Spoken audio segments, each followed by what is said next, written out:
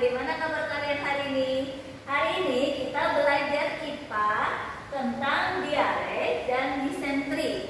Nah, apakah kalian sudah siap mendengarkan penjelasan Ibu? Kita langsung saja ya. Sekarang kita akan membahas tentang diare dan disentri. Ini ada di buku tema 3, halaman 40 dan 42.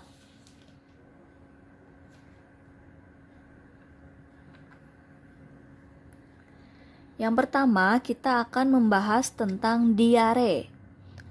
Dalam keadaan normal, manusia biasanya buang air besar sebanyak 1 atau 2 kali dalam sehari.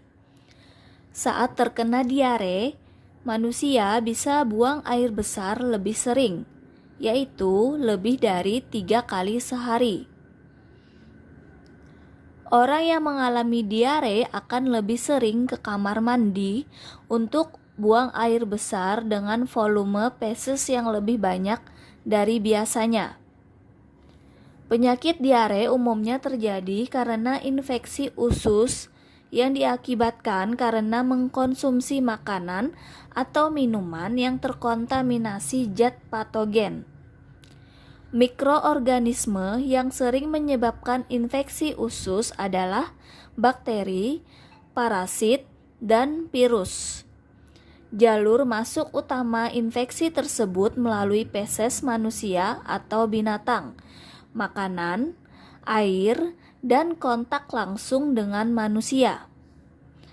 Penyebab diare antara lain: yang pertama adalah kondisi lingkungan yang menjadi tempat tinggal.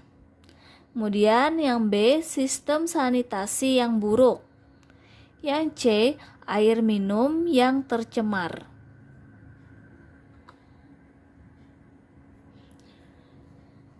Diare dapat disembuhkan dengan cairan oralit. Nah, oralit dapat dibuat dengan mencampurkan gula dan garam yang dicairkan. Diare bukan saja berdampak kepada diri penderita, tetapi juga berpotensi tertular, terutama kepada anggota keluarga lainnya. Oleh sebab itu, diare sebaiknya dicegah mulai dari kontak pertama hingga penyebarannya.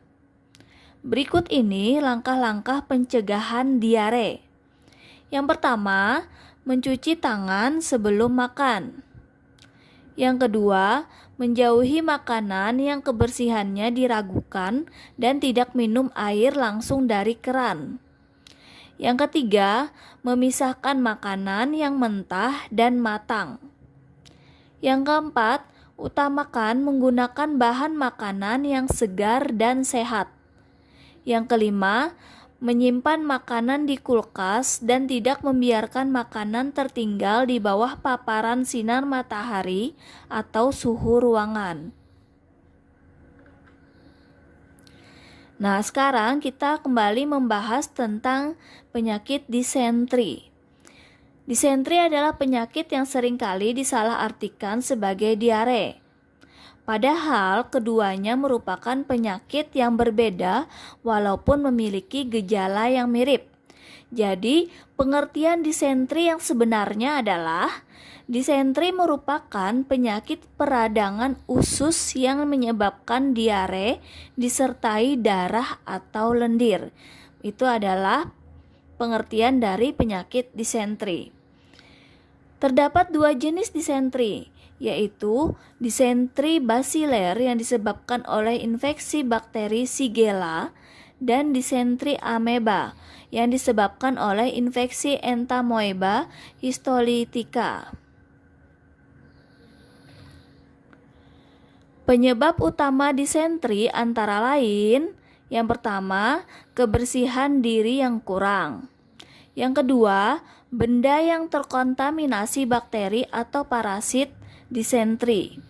Yang ketiga, lingkungan dengan sistem limbah yang tidak tertata dengan baik. Gejala umum disentri yaitu yang pertama, diare disertai darah atau lendir. Yang kedua, demam. Yang ketiga, mual. Yang keempat, muntah.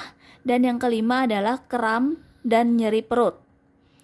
Nah, apabila pada hari ke-10 sejak penderita terinfeksi dapat disertai menggigil, kehilangan nafsu makan, berat badan turun, nyeri saat buang air besar, hingga hilangnya kesadaran. Jika tidak ditangani secara lanjut, akan menyebar hingga ke paru-paru dan otak. Cara mencegah disentri. Yang pertama, selalu mencuci tangan dengan air dan sabun. Yang kedua, hindari kontak langsung dengan penderita disentri. Yang ketiga, selalu rajin membersihkan toilet. Yang keempat, hindari jajan sembarangan. Apabila terkena penyakit ini, maka yang harus dilakukan adalah meminum Oralit, antibiotik sesuai dengan resep dokter, serta obat pereda nyeri. Nah, tugas kalian hari ini, yang pertama, apakah penyebab terjadinya penyakit diare?